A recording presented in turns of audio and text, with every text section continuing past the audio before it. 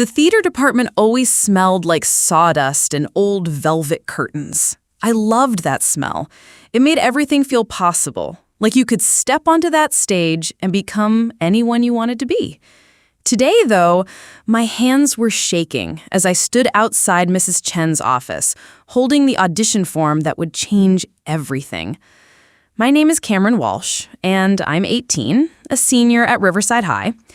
I've always been what you'd call quietly artistic, the kid who preferred reading scripts to throwing footballs, who knew every Broadway musical by heart but had never actually auditioned for anything. Not because I didn't want to, because I was scared of what I might discover about myself if I did. "Come in, Cameron," Mrs. Chen called through the door. She always seemed to know when someone was hovering outside her office. I walked in and sat down across from her desk, which was covered in cast lists and costume sketches. She looked at my audition form and smiled, that warm, knowing smile that made you feel like she could see right through you. "So, you want to audition for Lady Macbeth?" she said. "Not a question, but a statement. That's unexpected." My throat felt dry. I know it's unconventional, but I've been studying the role and I think I understand her. The ambition, the guilt, the way she falls apart. I trailed off, feeling foolish. Mrs. Chen leaned back in her chair. "Cameron, in 30 years of teaching theater, I've learned that the most powerful performances come from actors who aren't afraid to explore parts of themselves they didn't know existed. If you want to audition for Lady Macbeth, then that's what you should do." The audition was scheduled for Thursday after school. I had 3 days to prepare, 3 days to figure out how to become someone I'd only dreamed of being in the privacy of my bedroom late at night when the house was quiet and I could let my imagination run free. I'd been borrowing my older sister Emma's clothes since she left for college. Nothing dramatic, just trying on her dresses sometimes, seeing how it felt to move differently, to occupy space in a way that felt more me. But this was different. This was public. This was real. Wednesday night, I stood in front of my bedroom mirror wearing Emma's black dress, the one she wore to senior prom, and practiced Lady Macbeth's sleepwalking scene.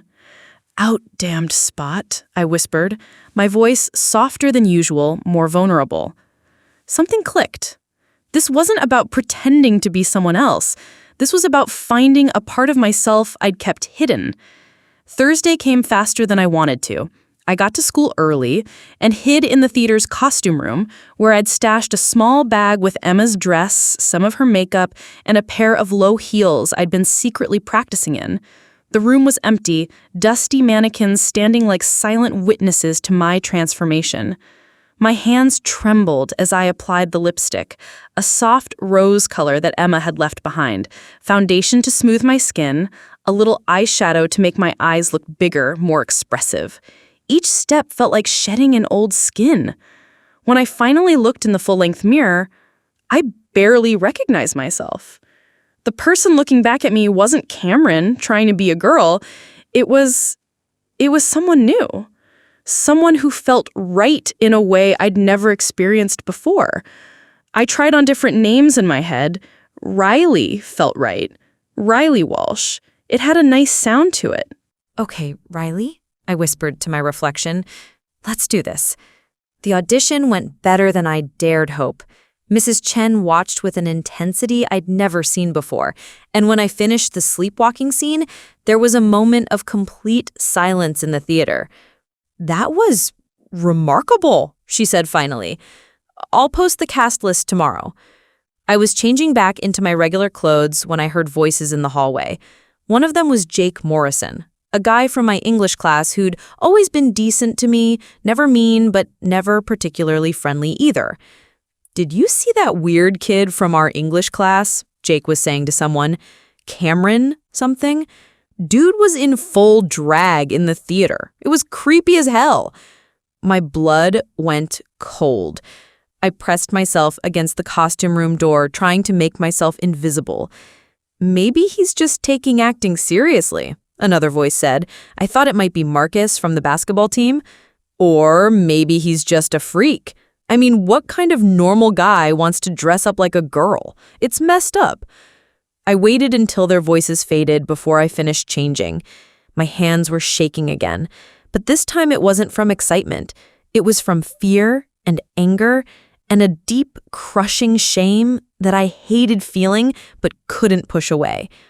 The cast list went up Friday morning. I almost didn't look, but Mrs. Chen found me by my locker before first period. "Congratulations, Riley," she said quietly. "Lady Macbeth is yours." Riley. She'd called me Riley. I felt a warmth spread through my chest that I'd never experienced before. The warmth of being seen, really seen, for who I was. Rehearsals became the best part of my day. Mrs. Chen had suggested I might want to continue presenting as Riley for the role to help me stay in character. I jumped at the chance. Every day after school, I'd transform in the costume room, and for 3 hours, I got to be myself. The other actors were surprisingly accepting. Sarah, who was playing one of the witches, even helped me with my makeup sometimes. "You have really pretty eyes," she said one day as she showed me how to apply eyeliner. "They're so expressive." It was David Kim, though, who really surprised me. David was playing Macbeth, and we had to work closely together on the more intimate scenes. He was a year older, quiet and thoughtful, with dark hair that always looked perfectly messy and a smile that made my stomach do little flips. "You're really good at this," he told me after we'd finished rehearsing the scene where Lady Macbeth convinces Macbeth to murder Duncan. "I mean, really good. You make me want to be better." "Thanks," I said, trying not to blush. "You make it easy. You're a really good scene partner." We started spending more time together outside of our scenes, just talking about the play, about Shakespeare, about life.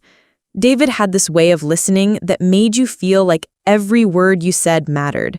And slowly, I began to realize that what I was feeling wasn't just friendship. 3 weeks into rehearsal, we were working late on Act V. Everyone else had gone home, and it was just David and me in the theater, running through our final scene together. The lights were dimmed, creating an intimate atmosphere that made everything feel more intense.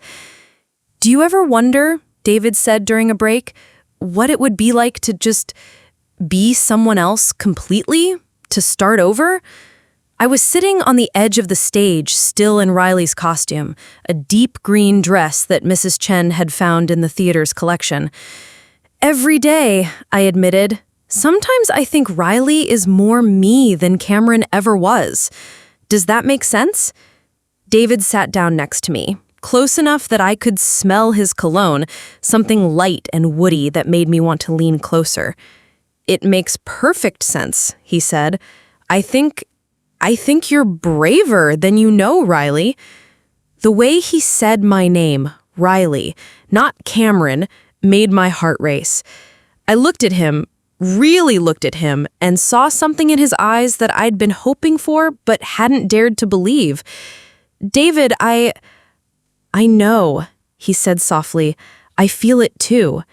He reached up and tucked a strand of hair behind my ear, his fingers gentle against my cheek. Then slowly, carefully, as if he was afraid I might disappear, he leaned in and kissed my cheek.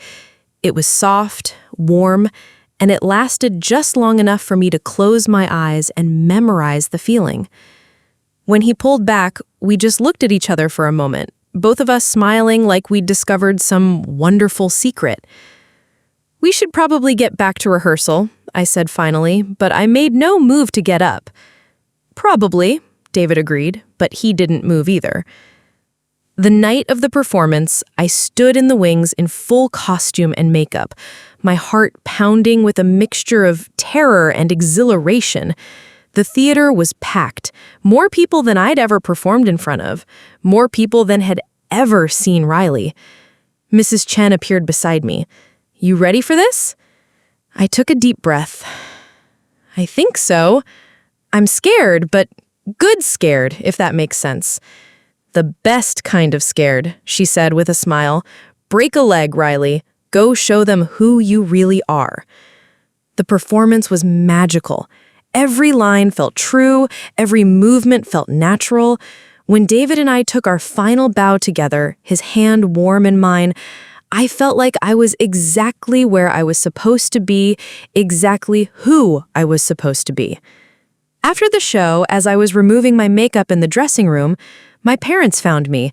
I'd been dreading this moment, unsure how they'd react to seeing their son as Riley. My mom looked at me for a long moment, then pulled me into a hug. "You were incredible up there," she said, her voice thick with emotion. "I've never seen you so alive."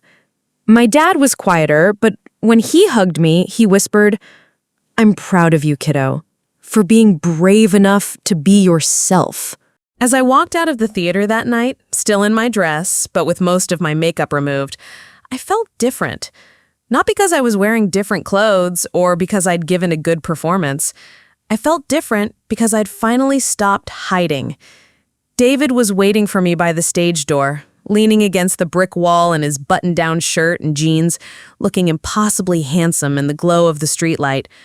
"So," he said as I approached, "Riley Walsh. That has a nice ring to it." I smiled, feeling that same warmth in my chest that I'd felt when Mrs. Chen first used the name. "You think so?" "I know so," he said, and this time when he kissed my cheek, I didn't pull away. I leaned into it, into him, into this new version of myself that felt more real than anything I'd ever been before. Walking home that night, with David's phone number in my purse and the taste of possibility on my lips, I realized that sometimes the most courageous thing you can do is stop pretending to be someone you're not. Sometimes the bravest thing is to simply be yourself, even when the world isn't ready for who that person might be. Riley Walsh was just getting started, and I couldn't wait to see where she would go next.